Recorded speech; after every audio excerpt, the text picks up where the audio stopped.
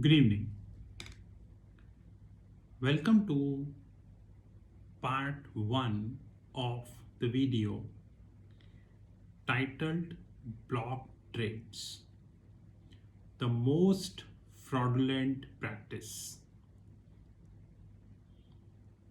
But before I continue, I would like to show you article. This article I have taken from Bloomberg. You know that every day I watch Bloomberg website, Bloomberg TV, various other news from Reuters, CNN, CNBC, international news platforms like Wall Street Journal, New York Times, magazines. But now I have made a practice, and the practice is I have started taking the printouts of important articles which I'm putting in a file, because later on I might be needing that article, so I am putting them in a file. Anyways, let's continue.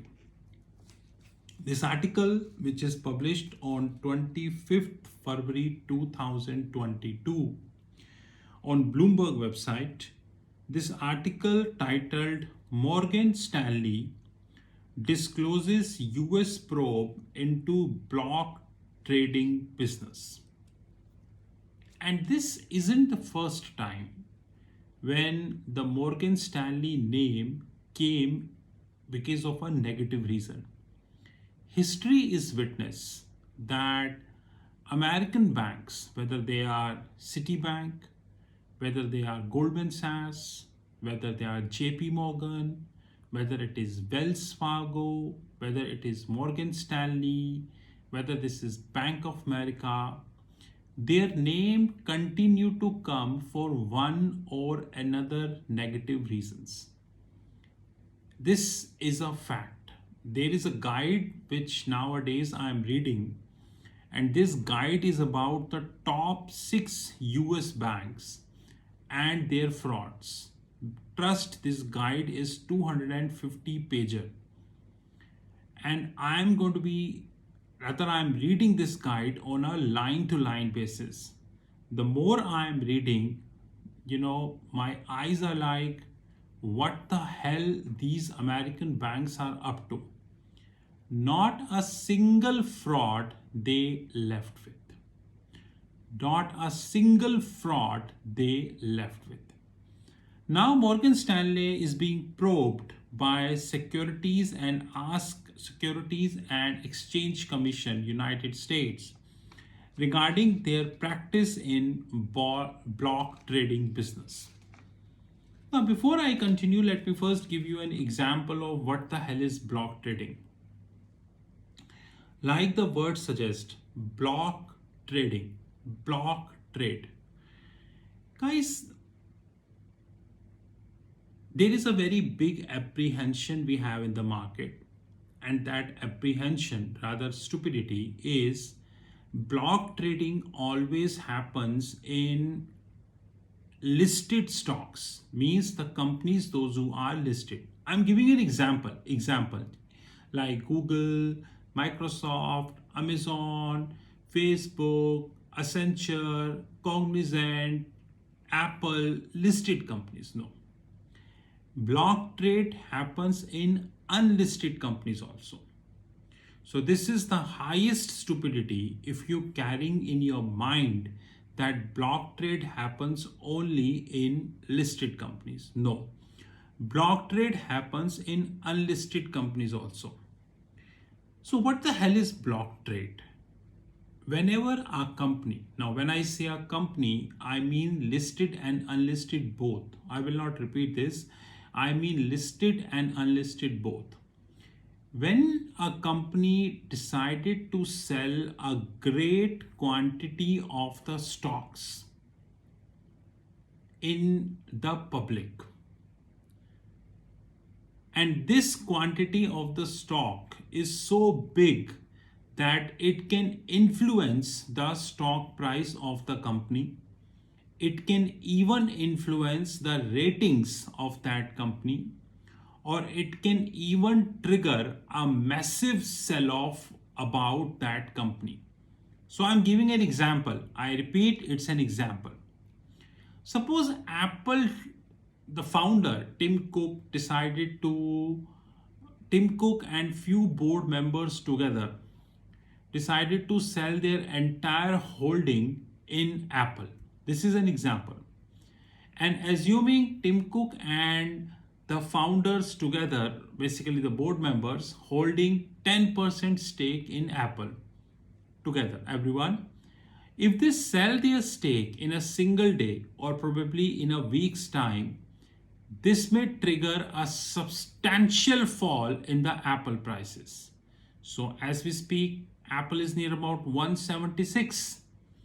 But if the Tim Cook and few board members together, whereby the stake is near about 100 and around 10%, if they sell, this would trigger a massive selling in the Apple stocks. Probably as we speak, Apple, which is near about 176, might come down to 100 also. So it was an example. The similar situation is to unlisted companies also. People tend to believe that unlisted companies always like a startup. No, that is incorrect. There are many private equity and hedge funds of the globe. I repeat, there are many private equity and hedge funds of the globe, those who are unlisted. Rather, guys, I'm not quoting any name because I'm planning a video and collating the data. But in this week, which has just passed, one big name in the financial market decided to go private, which means that they are not at all interested of being public. And I think they are not incorrect, because once you are public, you have huge scrutinies, and sometimes you are facing unnecessarily harassment by the investors, because 99% of the investors have no knowledge. They only look at bloody one thing, which is PAT or maximum EPS, and they are hardly bothered about the movement and the real reason behind the same. So guys, when a private company offload a great stake, then the massive selling is much more dangerous than a listed company. Because the point is the information about a listed company. So let's speak about Apple. Information about Apple, the past 10 years of Apple, their balance sheet, their cash surplus, their reserves and surplus, their PAT, profit after tax, their EBIT, operating profit, their EBITDA, all these things are available on internet. So you might not need Reuters or Bloomberg to do the analysis, but yes, if you are looking for spoon feeding, you may need Reuters or Bloomberg. But as far as the Apple, Microsoft, Amazon, and all these companies are concerned, majority of the data are on their website. So when, I would say these companies quit or sell a substantial stake, there is a trigger. Now, block trading is done by top investment bankers. They are not done by the third class investment bankers. They are done by top investment bankers. So example, today a big private company, I'm just taking an example, any private equity firm wanted to sell their 10% stake. Now, if you're selling, you need a buyer. Common sense. Who will arrange that buyer? And at what price he would be arranging that buyer? That's a very important question. I assume that the private equity firm I am talking is 100% profitable in nature. Having said that, one important question is who would be doing that block trade, and what would be the book building process of that block trade. or how it would be different than a normal IPO. I will again repeat, block trade is the most fraudulent business, just like mark to market accounting we have in the world of investment banking.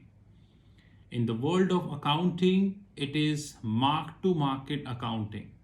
In the world of investment banking, this is block trade. And probably in the next video, I would be talking in detail about the block trade. But remember that very important thing about the part 1, that please now onwards do not believe that block trade is only done by the listed companies. No, block trade can be done by the unlisted companies also. And when I speak about unlisted companies, I never meant to say the loss making startups. I meant to say unlisted companies include the companies, those who are 100% profitable in nature, but they don't want it to be listed like us. Alternatively, the loss making startups, those who not got the instruction from their bosses to get public. See you in the part second, very interesting part.